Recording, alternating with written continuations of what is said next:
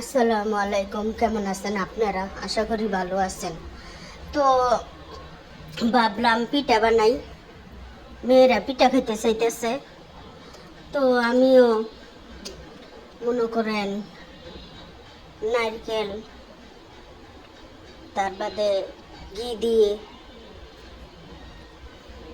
নারকেলের ছাইয়া বানাইতেছি।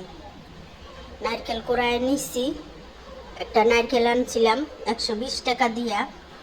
তো নারকেলটা কুড়ায় নিয়া নারকেল দিলাম প্রথম, তার বাদে ঘি দিলাম, তার বাদে চিনি দিলাম, তারপরে নাড়ানাড়ি করতেছি। তো দুধ পানির মধ্যে দিতেছি, গরু দুধ।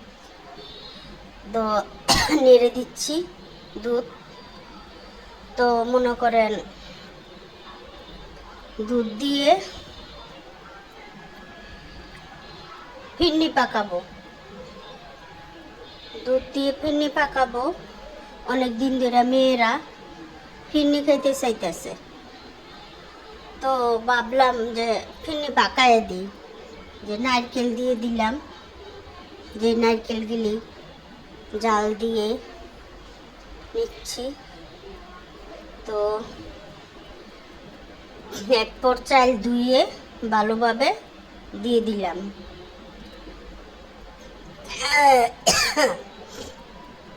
তো নেড়ে দিব। সব ধরনের মশলাই দিয়েছি, তেজপাতা, তার বাদে দারচিনি দিয়েছি, এলাচ দিয়েছি। তো ফিরনি পাকাইতেছি মেয়েদের জন্য। তো বাসায় ট্রাই করবেন, বিকালের একটা নাস্তা হয়ে যাবে।